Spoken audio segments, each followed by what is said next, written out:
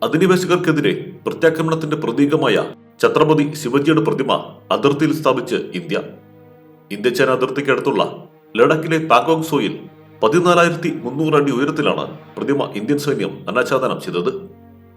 അതിർത്തി തർക്കത്തിന്റെ പേരിൽ ഇന്ത്യൻ പട്ടാളക്കാരെ ആക്രമിക്കാൻ ശ്രമിച്ച ചൈനീസ് പട്ടാളക്കാരെ തിരിച്ചടിച്ച സ്ഥലമാണ് പാങ്കോങ് തടാകം.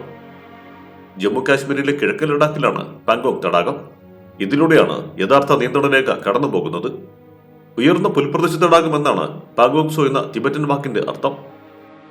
ഊരിപ്പിടിച്ച വാളുയർത്തി കുതിരപ്പുറത്ത് പായുന്ന ശിവജിയുടെ പ്രതിമയാണ് ഉയർത്തിയിരിക്കുന്നത്. വ്യാഴാഴ്ച നടന്ന ഉദ്ഘാടന ചടങ്ങിൽ ഫയർ ആൻഡ് ഫ്യൂറി കോർപ്സിന്റെ ജനറൽ കമാൻഡിംഗ് ഓഫീസറും മറാത്ത ലൈഫ് ഇൻഫൻട്രി കേണലുമായ ലഫ്റ്റനന്റ് ജനറൽ ഹിതേഷ് ബല്ല ചടങ്ങുകൾക്ക് നേതൃത്വം നൽകിയതായി സൈന്യ പ്രസ്താവനയിൽ പറഞ്ഞു.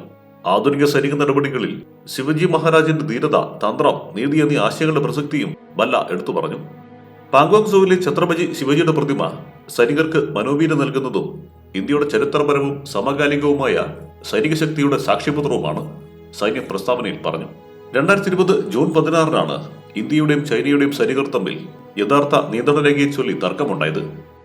ഇന്ത്യൻ പ്രദേശത്തേക്ക് കടക്കാൻ ശ്രമിച്ച ചൈനീസ് പട്ടാളക്കാരെ വടിയും കല്ലും ഉപയോഗിച്ച് ഇന്ത്യൻ പട്ടാളം തിരിച്ചാക്രമിച്ചു. ചൈനീസ് പട്ടാളക്കാരും ഇന്ത്യൻ പട്ടാളക്കാർക്ക് നേരെ തിരിഞ്ഞു.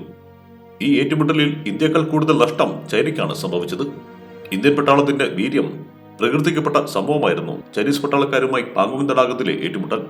അതേസമയം തന്നെ ഇന്ത്യ ചൈന സംഘർഷങ്ങൾക്ക് അയവുയർത്തിക്കൊണ്ട് ഉഭയകക്ഷി ചർച്ചകളിൽ വലിയ മുന്നേറ്റമാണ് സമീപകാലത്ത് ഉണ്ടായിരിക്കുന്നത്.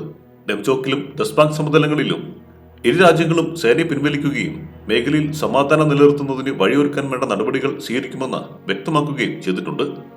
അതിനിടെ ടിബറ്റിൽ ലോകത്തെ ഏറ്റവും വലിയ ഡാം നിർമ്മിക്കാനുള്ള ചൈനയുടെ നീക്കം വീണ്ടും ആശങ്ക വർദ്ധിപ്പിച്ചിട്ടുണ്ട്.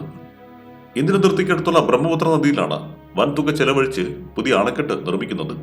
ടിബറ്റിലെ ബ്രഹ്മപുത്രയുടെ ഭാഗമായ യാർലോങ് സാങ്പോ നദിയിലാണ് ലോകത്തിലെ തന്നെ ഏറ്റവും വലിയ ജലവൈദ്യുത അണക്കെട്ട് നിർമ്മിക്കുന്നതിന് ചൈന അനുമതി നൽകിയിരിക്കുന്നത്. എന്നാൽ ചൈനയുടെ ഈ നീക്കം ആശങ്കയോടെ കാണുകയാണ് ഇന്ത്യയും ബംഗ്ലാദേശും. News desk, one nation media.